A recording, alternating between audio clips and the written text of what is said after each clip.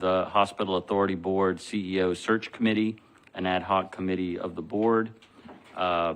It has been a little while since our last meeting, so it's good to see everyone again. And the main item on our agenda this morning is to get an update and talk through the RFP process that is now underway for our CEO search firm.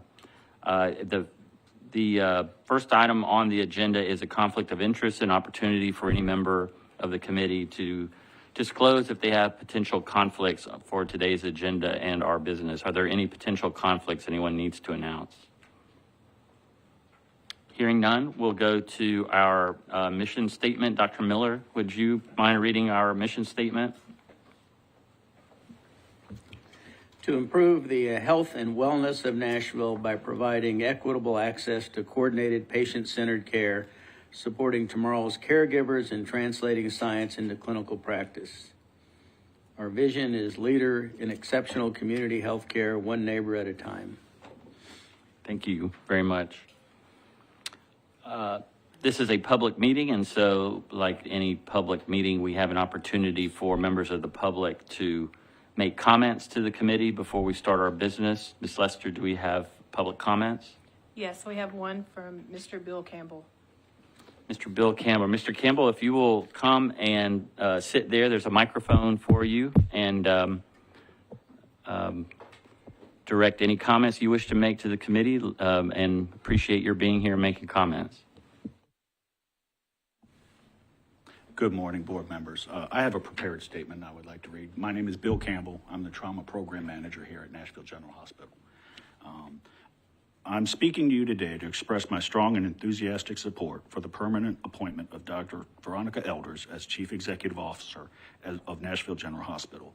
Over the course of her tenure as interim CEO, Dr. Elders has demonstrated exceptional leadership marked by transparency, strategic execution, and an extraordinary ability to foster collaboration across all levels of the organization in her current role as CEO and in her capacity as Chief Nursing Officer.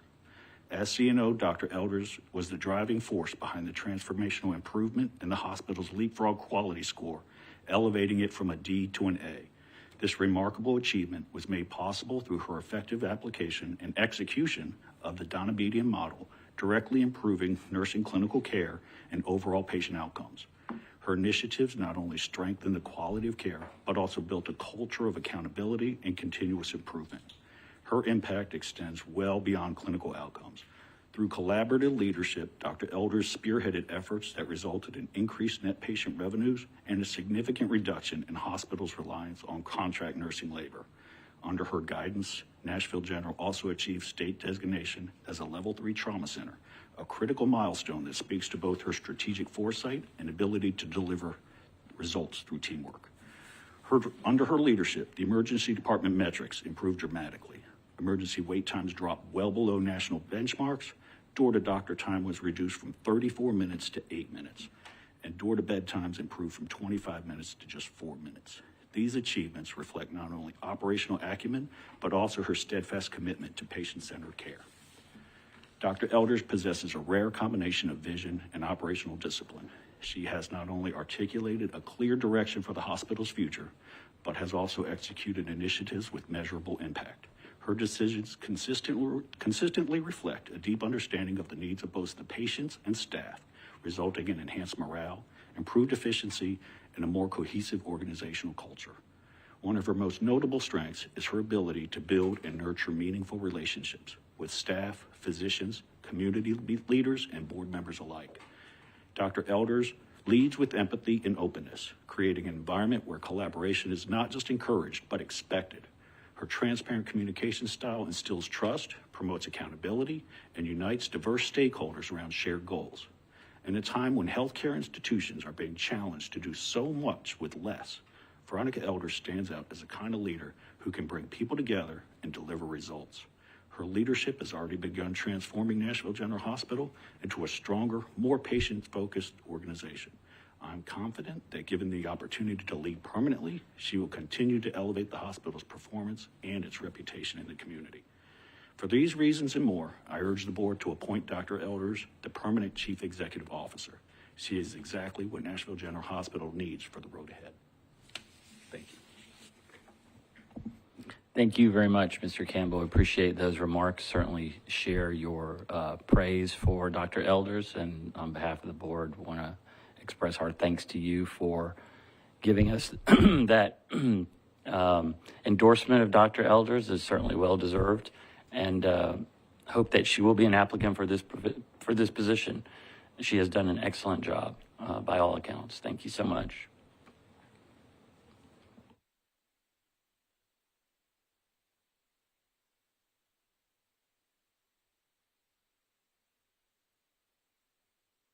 Next item on the agenda is approval of our minutes from our previous meeting, which was on May 14th, 2025.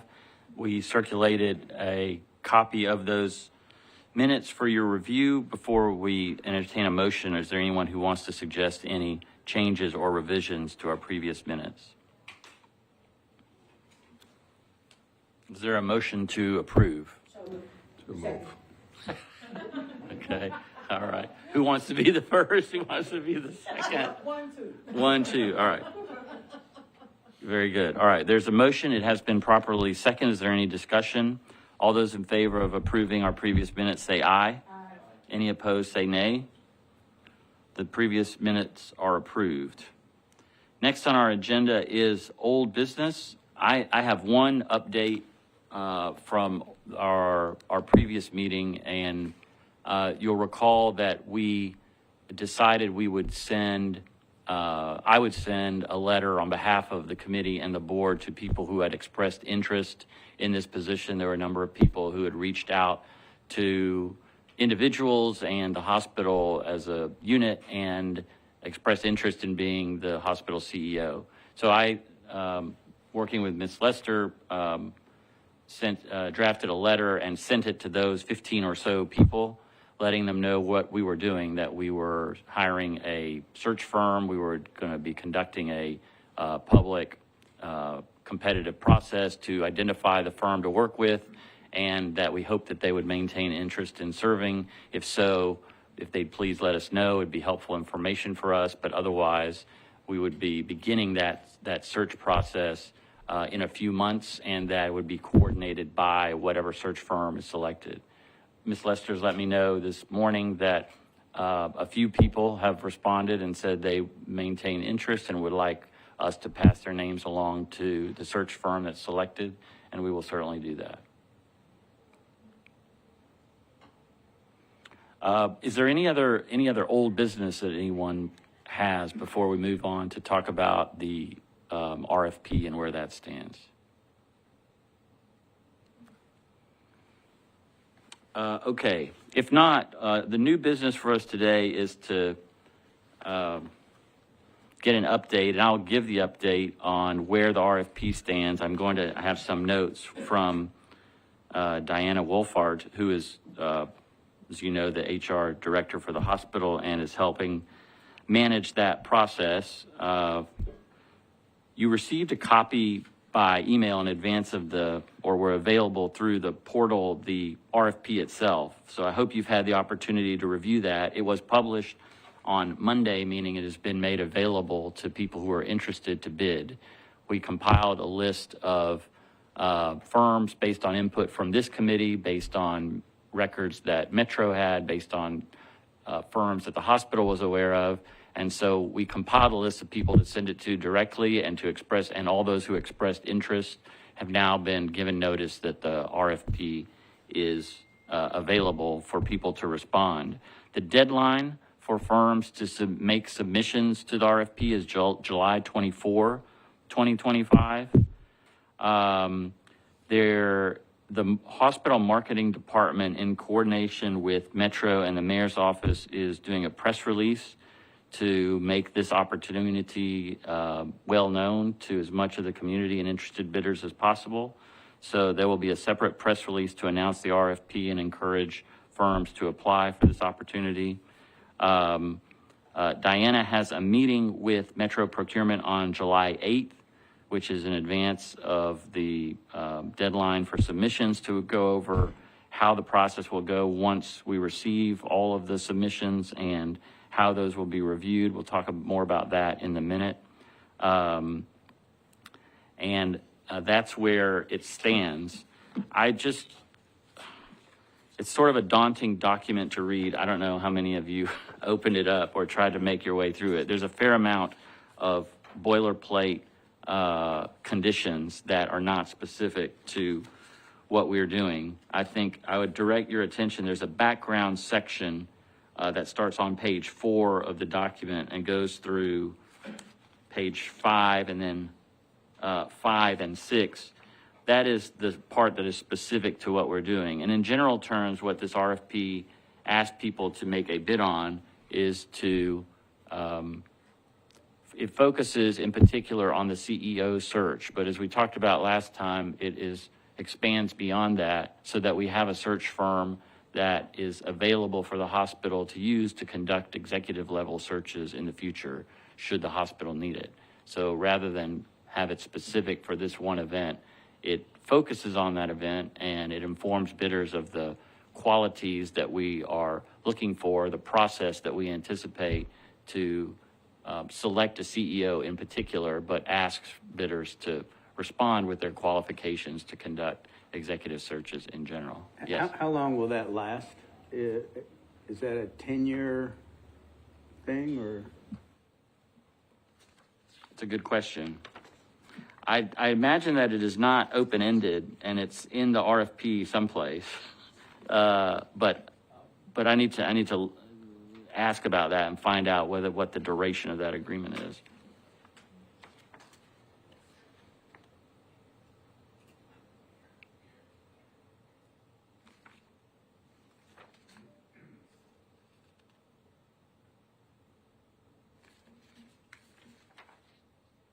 I say it's not open-ended, but I don't know. All right, so that's a question that I'll ask Diana and get back to you on as to what the anticipated duration of this relationship would be.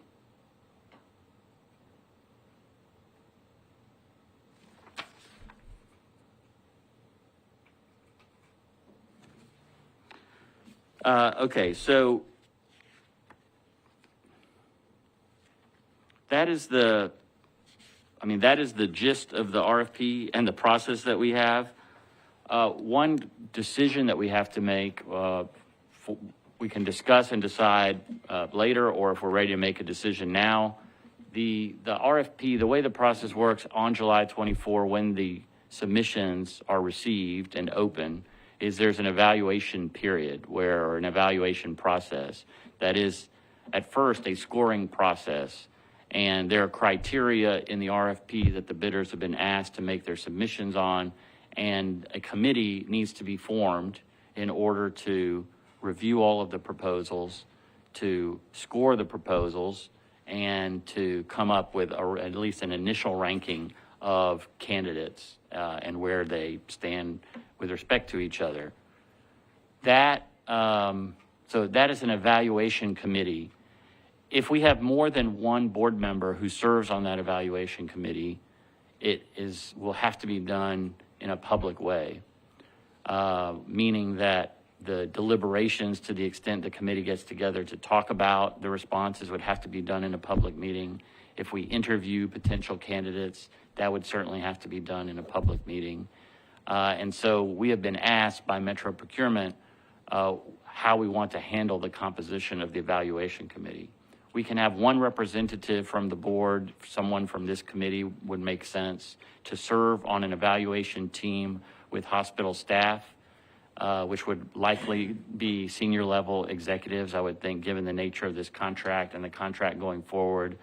The head of human resources, the chief financial officer, probably the chief marketing officer, and maybe a couple of other senior executives would serve on this committee to do that, along with one board member. That's one model. The other model would be we as a committee and with executive leadership, or however we want to compose the committee. But if we want to have more than one board member on that committee, then we can. We just have the consequence of being a public process of evaluating and selecting that vendor. So I invite people's thoughts on that. I think it would be logistically difficult in a public meeting to evaluate and score all of these proposals. I think that the better way is to take a member of the committee and include them among senior leadership of the hospital.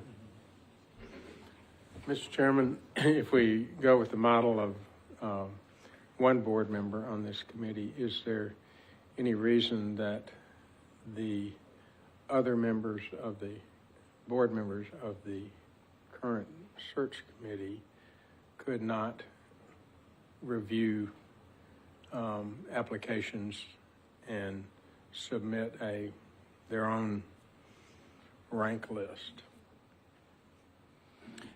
This is a question that we asked Metro Legal the last time I recall, and we haven't gotten an answer yet. So I think we will have to check in as to what kind of input into the process. I think my understanding of the requirement is that if a public body is to deliberate on a question, then it has to be done publicly. And I don't know the answer of whether a board member reviewing a set of materials and submissions and providing some feedback, say, to an evaluation committee would be considered deliberation or not. I think that's sort of the question that we need to have answered. And perhaps we need to have that answered before we decide which way to go. Is the model of having an opportunity at the beginning of that meeting, this is not a public meeting, that might be an opportunity to have the conversation at the beginning. So if there's somebody that wants to speak, similar to this model, which is coming in, speaking to the committee, not deliberating, but then leaving, maybe that's an option. I don't know, but I think it definitely makes sense to follow up. I think we need to be careful about any one person leaning in too heavily with that. The other thing that I thought about, just in terms of I wouldn't say conflict of interest, but maybe in more uncomfortable place, is the composition of the committee with regard to ELT. Since those people ultimately and currently work for Dr. Elders, who is our interim. So if your composition of your committee is mainly ELT and that's who works with her, I don't know that the representation is vast enough to get a more comfortable dialogue going. So I think that's the only thing I would say in terms of mainly ELT. The other thing might be as well to have some direct client patient-facing individuals, so maybe a nurse or someone who might be more operational rather than just ELT. So these are just things that pop out into my head, but if you've got only ELT, then I don't know that they would necessarily speak out. Just a thought. Thanks. Yeah, on that question, I will say of like who composes from the hospital administration standpoint, I'm passing along the recommendation of Diana Wolfhard as to who that would be. So in part, throughout this process, I will, and I think we as a committee, I suggest we're going to need to rely on procurement and HR to help us advise us on this process. I take your point about, you have an executive leadership team that's selecting the firm that is selecting the CEO. I wonder, the reason why you would do that is that going forward, these are the folks who are most likely to interact with an executive search firm going forward, and not that the perspective of a nurse or someone who's directly providing care isn't valuable in a lot of respects, but it wouldn't be someone who would really interface much with a search firm, I wouldn't think, going forward. And so you're asking people to judge it who are going to be working with these folks going forward.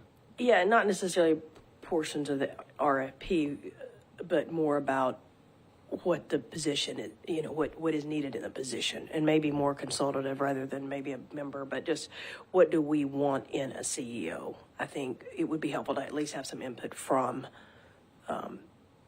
people other than just ELT. But yes, I think that part would happen after we get the search firm. Okay. And that I would think that, well, it's in the RFP, that part of what this search firm is going to do before we just start inviting people to apply is to take a pretty wide group of people inside the hospital and outside and ask that very question: what are the qualities we need or want in our leader? And to that, I absolutely think, but I do think we're selecting a firm that is going to do that for us and with us.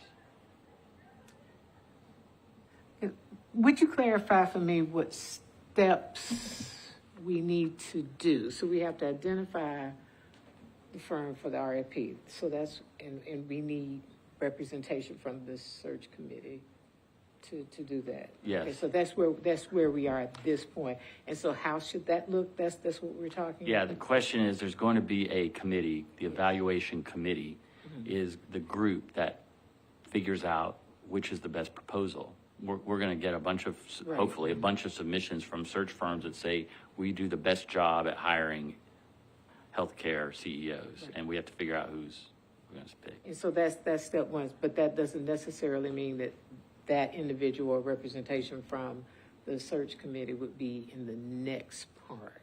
The next part, right, no, not. Okay. The next part would be another process to figure out how do we Yeah, okay. get candidates and then select candidates, again, using, at that point, I think there's, there are things that we can do, but some of that process has to be public because we're talking about who we're going to hire as the CEO, and the board has to obviously be very involved in that.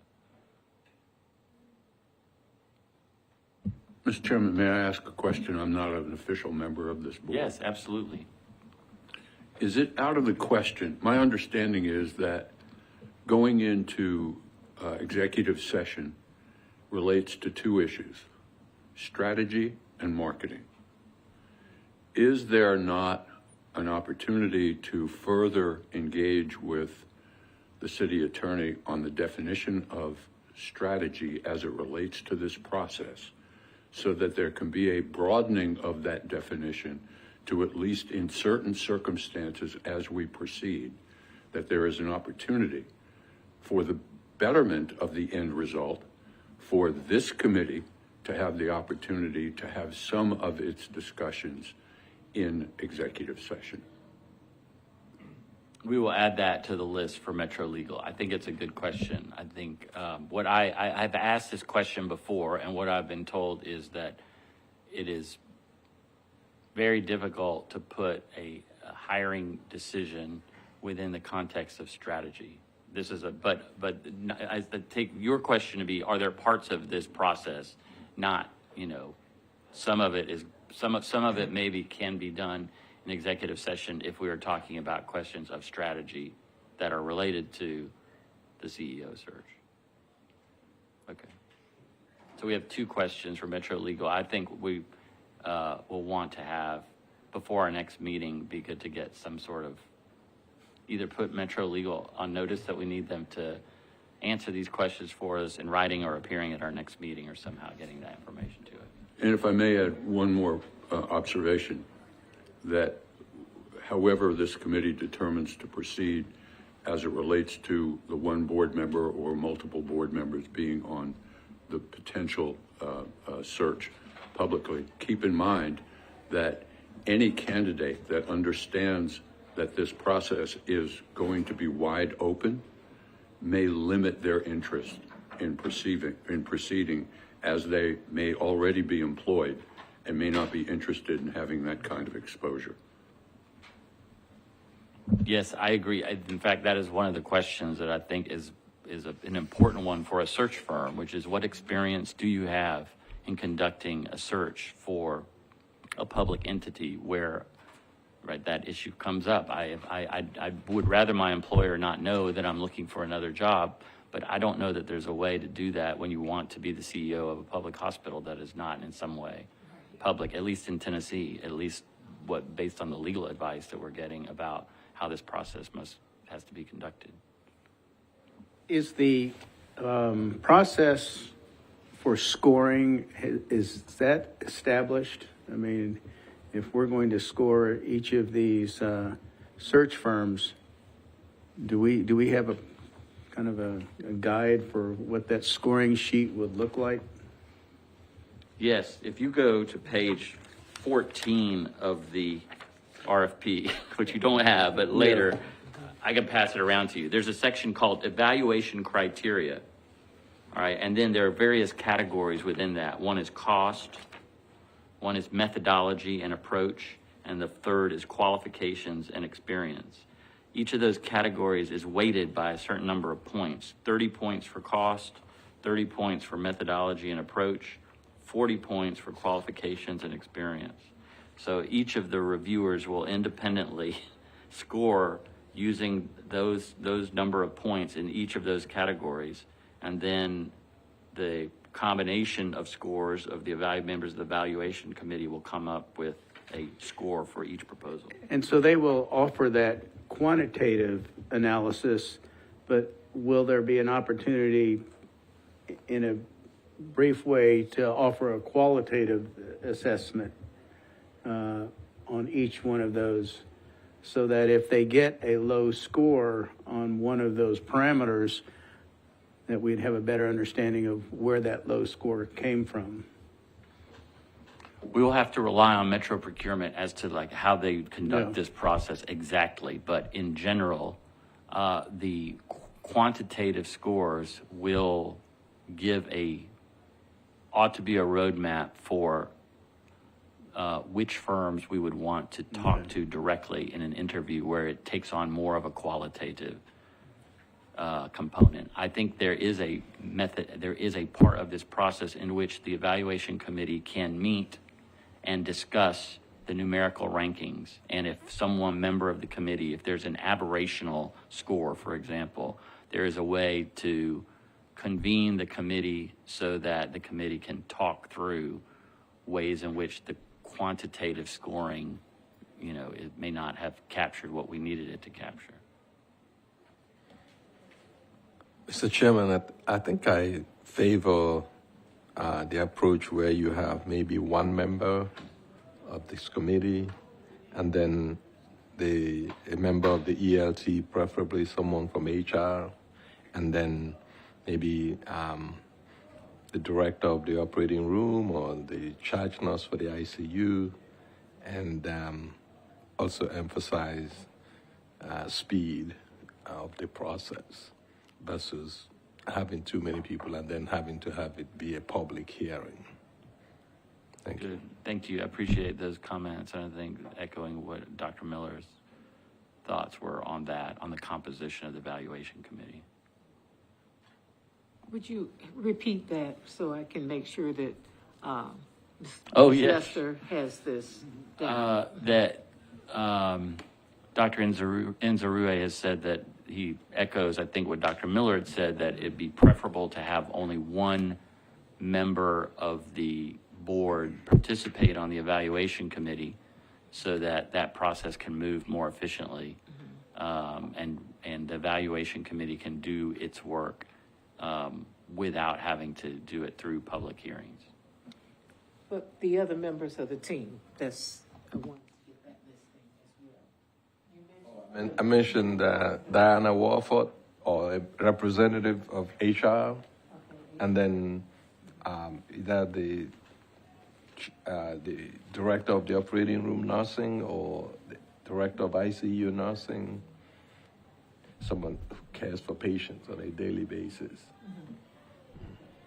I just wanted to make sure. Yes, thank you. Had it in the notes. Because I think you said someone else, another representative, and I just didn't want to miss that. Diana Warford as head of HR, or she can nominate someone from HR if she can't do it. Thank you. Great. Thank you, Dr. Nettles. Is there a certain number of people we're trying to reach on the committee? I mean, I'm assuming it needs to be an odd number for voting purposes, but I didn't know if that's 3 or 5, or what do you think? That is, Metro Procurement is going to tell us, I think, what is the good number of evaluation. I don't think they vote necessarily. They just, Yeah, so it could be an even number, but I do believe that they keep it relatively small just for scheduling purposes and to make sure that they can get everybody together for interviews, for example. I agree with the number of one board member for purposes of expedition and not having to post, so we have some confidentiality. And I guess the question would be, is that something that you as chair of our committee is interested in serving in that role, or is it too much and you're interested in having someone else? I am willing and interested to serve in that role. Okay. If that is what the committee wants. If there's another committee member that is really interested and eager to serve in that role, I'm happy to defer to someone else. Well, I'd like to make a motion. Okay, you can always entertain a motion. What is your motion, Dr. Nettles? That you, Dr. Escobar, Mr. Escobar, I was making you a doctor already. Honorary doctor. Thank you. To serve in that capacity on this phase of the RFP evaluation. All right, there's a motion. Is there a second? Second. Then a motion and a second. Is there further discussion on the motion? Mr. Chairman? Yes, there is. Just to clarify, are we talking about the RFP phase, or are we talking about an evaluation committee? The motion, do you want to clarify your motion? As I understand it, is that the evaluation phase of this is directly related to the RFP. Am I wrong? No, that it is within the RFP phase. That's right. It is directly related. If I believe your motion was, if I misstated it, let me know, was that you move that I, as chair of the committee, serve on the evaluation committee for the RFP process. Yes, that's what I meant. Yeah.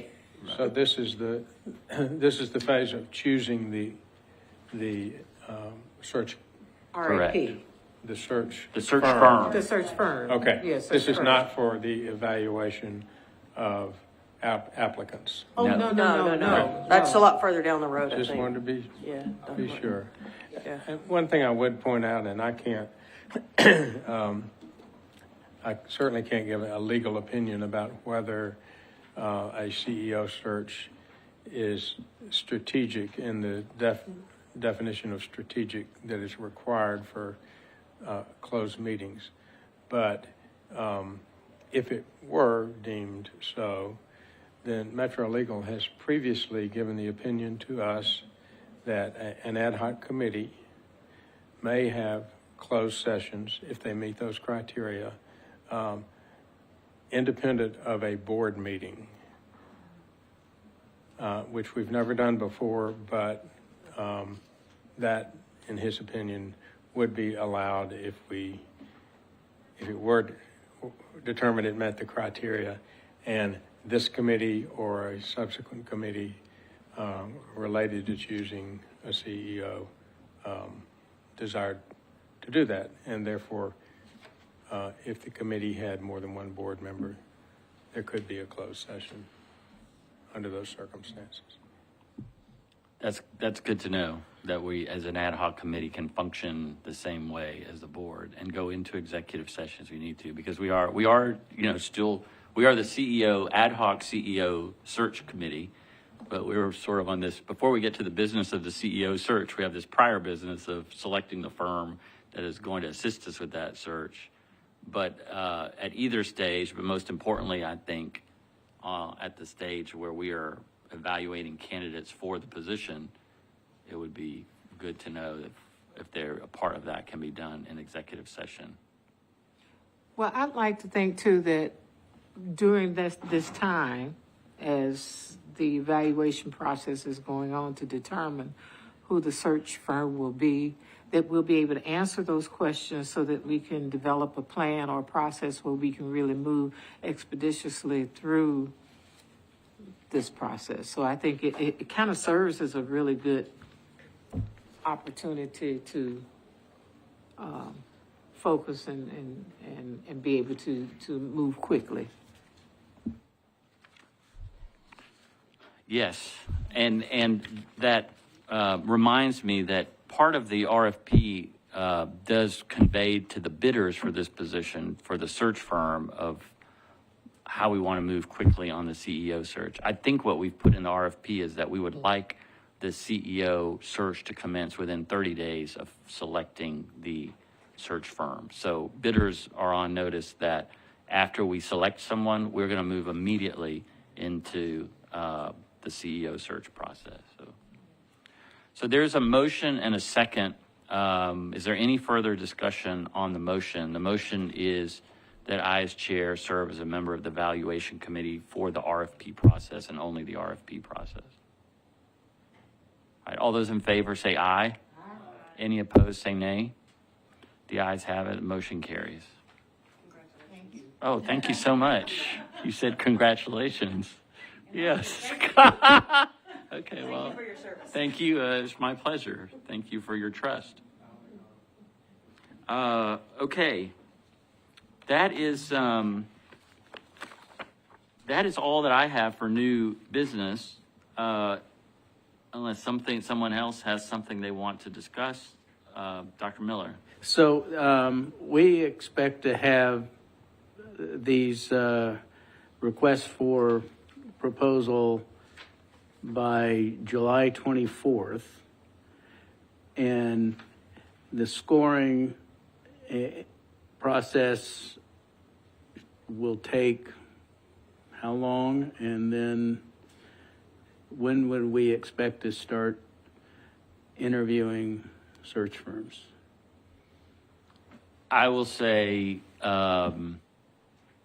my understanding is that it would take 2 or 3 weeks to give the search committee, depending on the number of submissions. But we would need to give the evaluation committee members a few weeks to review all the proposals and to submit scoring and to gather all of that. At the end of that, we would then set up a schedule to interview search firms that, if we did it really quickly and advise people and ask them to come in and set those up, I would assume could be done in 2 or 3 weeks. And then there would be, the evaluation committee would need to meet to talk about the interviews, the written submissions, and make a selection. And that would, another couple of weeks after that. I am very broadly suggesting that from July 24, I would think it is about a 2-month process till we select a firm. Other question, Mr. Chairman. If someone were to ask, how do I apply for this job? My assumption is that application for this job is not available until we have a search firm, we develop a job description with the search firm, and then and only then is the job posted for application. Is that the case, your understanding? Yes, that's my understanding.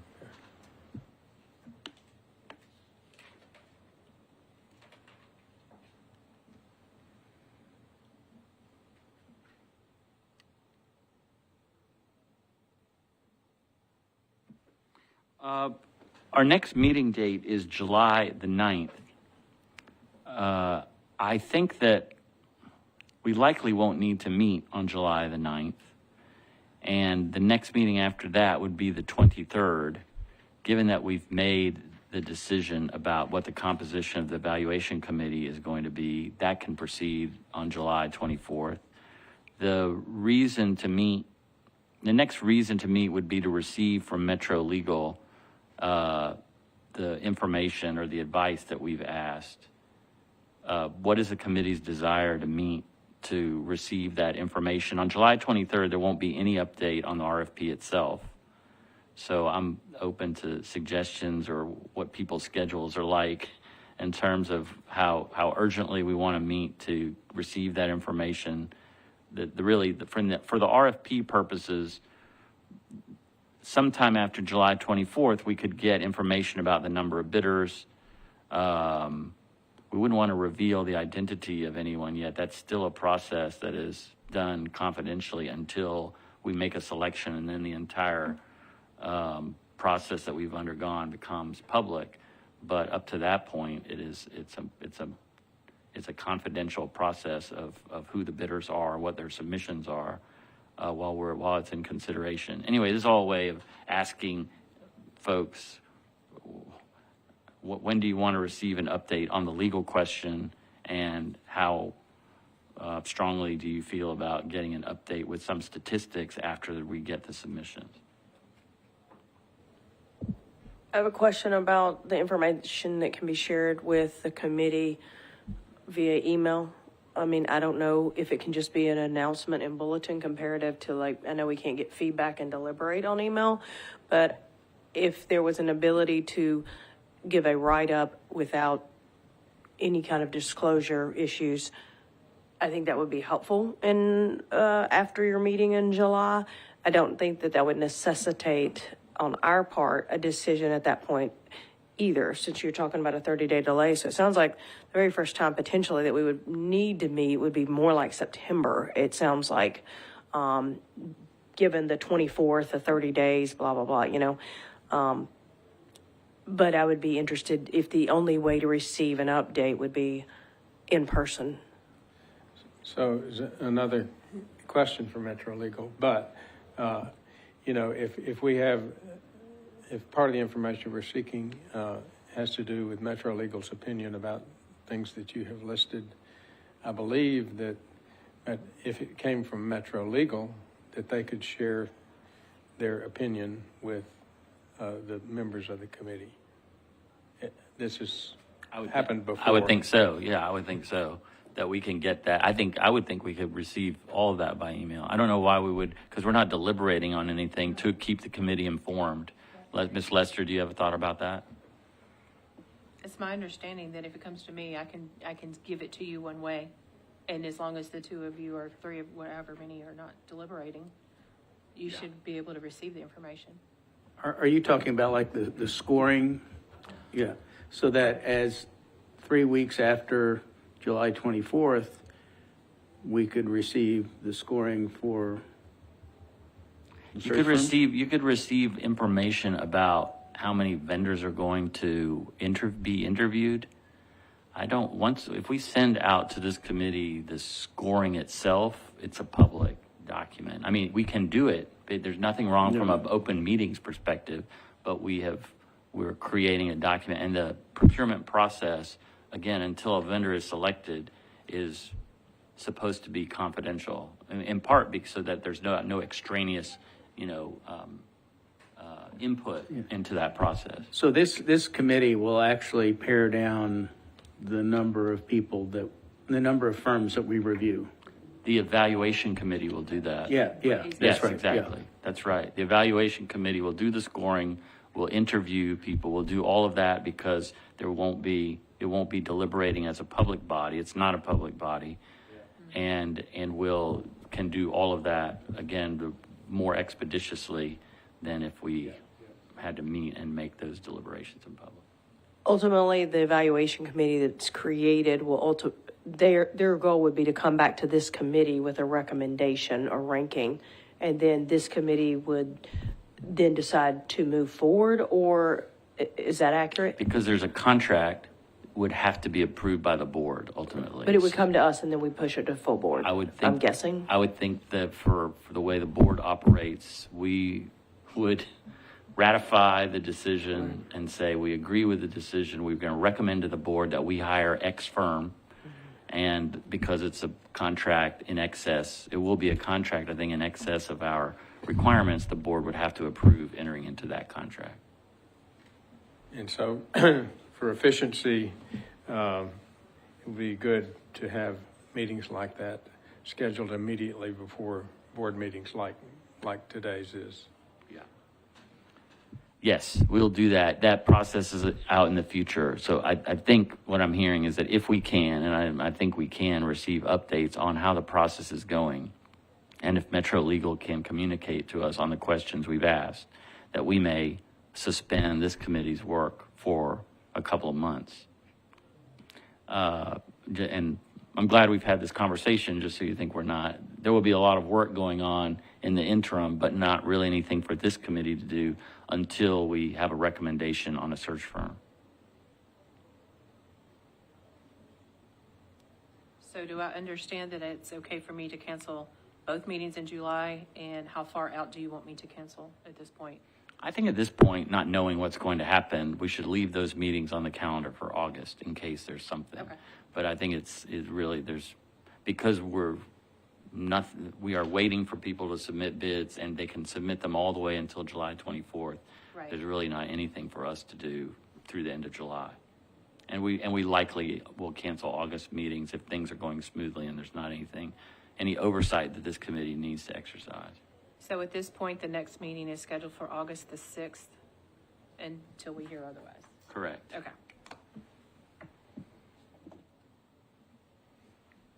All right. Before we adjourn, I will say once again, thank you to the hospital for providing us lunch for this meeting and the meeting to follow. Again, in exceeding any expectation one might have of how delicious this lunch could be. The desserts are churros. I mean, this may be the first meeting I've ever had where lunch included churros. So this is a delightful thing. I hope everyone enjoys the food and especially dessert. Is there a motion to adjourn? All right. Dr. Miller moves. Dr. Nettles second. We are stand adjourned. Thank you.